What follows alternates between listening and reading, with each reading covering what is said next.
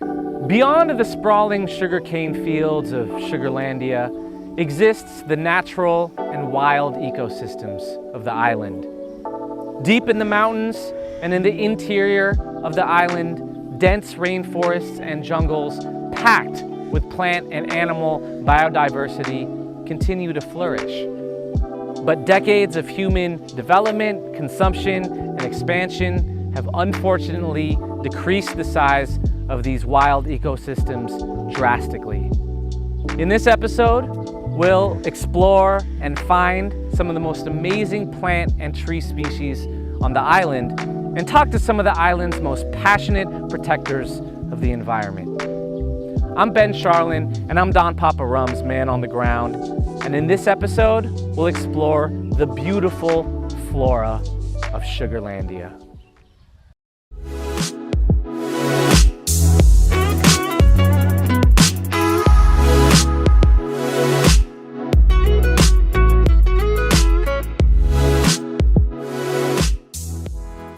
In order to explore the ancient balete tree, known as the century tree, located on the slopes of the volcano Mount Canlaon, we talked with Isabel Ann Clerigo, the Assistant Tourism Officer here in Canlaon City, about the tree's significance to the local environment and people. So we called it the centuries-old balete tree.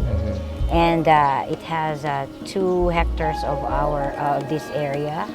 According to this Japanese forester, it aged around 500 plus. Also in the study of Silliman University, it ages up to 1,000 plus.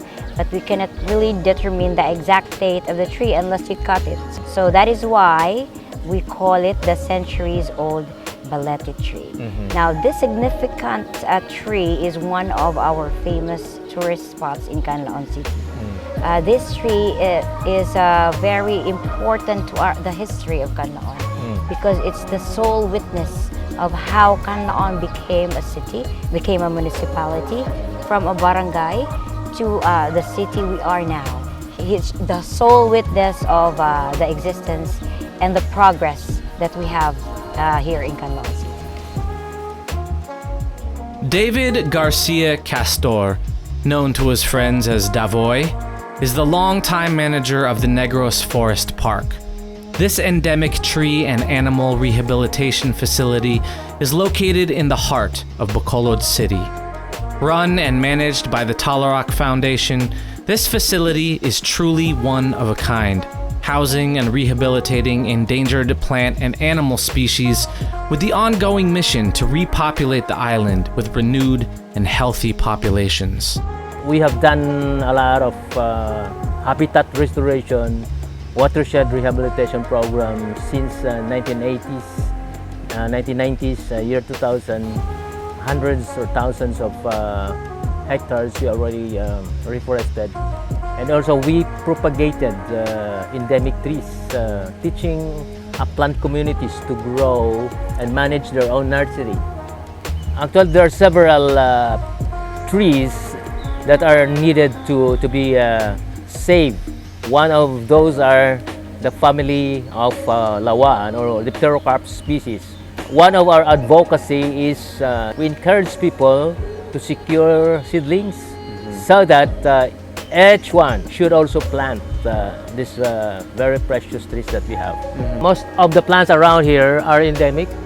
They are found in the Philippines, like for example this one is Garuga pinnata. It bears fruit which attracts birds. Nara is principally used for its beautiful wood.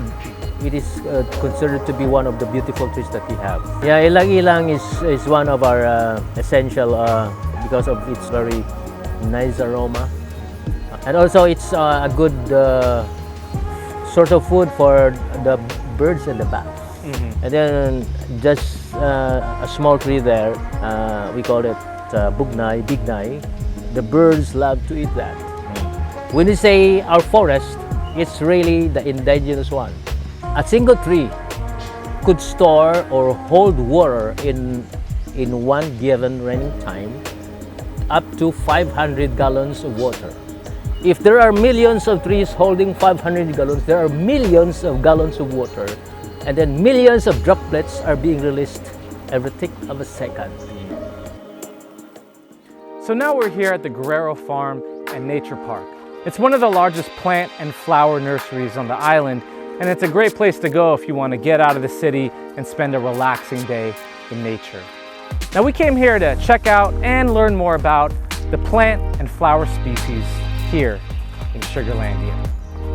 Here at the Guerrilla Farm, one can discover a wide variety of flower and plant species. But it's the endemic species that are the true treasure.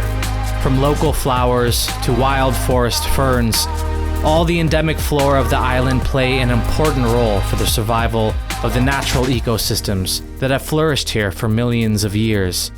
Unfortunately, many of these species are endangered, and that's why it's a special experience to be able to walk around the Guerrilla Farm and Nature Park and catch a glimpse of these precious survivors. To know more about the efforts to save the local flora, we talked with Lisa Paguntalan, a wildlife biologist and the executive director of the Philippine Biodiversity Conservation Foundation. In her span of experience with local wildlife, she has been a fierce proponent of the local environment and has even discovered precious species, such as a local mistletoe, deep in the Negros forest. We talked with her about her knowledge and discoveries and continuing efforts to protect the environment. Negros and Panay came up as one of the top 3 group of islands in the whole world that actually urgently needs conservation attention. And it is not just only because we lost so much forest, it's also because the number of critically endangered and endangered species of birds that are endemic to Negros and Panay alone tops #1 in the world. Together, we have to do something as an island, as a province, for the global community to conserve the biodiversity of our shared ecosystems and habitats. There's a lot of rain that is actually falling on the upper mountain. So the upper mountain and the higher mountain elevations have so much water in them. And when this water flows, where there is no forest, this water will flow directly to the lowlands. Without the forest to hold this water, we will not be protected by this flooding that comes from the highlands. What we have in Negros is only for Negros. We even have species that are only known to occur in one island or in one mountain here in the island of Negros. There is nobody out there who would actually be willing or who should be the one leading the conservation. It has to come from the hearts of the Negrosan. Without that, there will be no future for the conservation of Negros biodiversity. Sugarlandia is a beautiful island teeming with amazing and diverse flower, plant, and tree species. But like the environment in much of the world, the ecosystems here are in danger. Now, in this episode, we've talked to some passionate individuals and organizations fighting hard to save what's left. So it's only fitting that we end where we began, in the warm embrace of a 1,000-year-old balete tree, an organism that has more memory and experience than any other living thing on Earth. In most cultures, we're taught to respect our elders. So why not afford that respect to the true elders of this planet? The ancient trees, the ancient forests, who have acted as the lungs of this planet and in turn made it a very comfortable place for us humans to exist. As we humble ourselves in the shadow of this ancient tree, let's reflect upon that respect and that effort that we should all take to protect our environment. Now, I'm Ben Scharlin, and I'm Don Papa Rum's man on the ground here in Sugarlandia. And until next time, Sugarlandia out.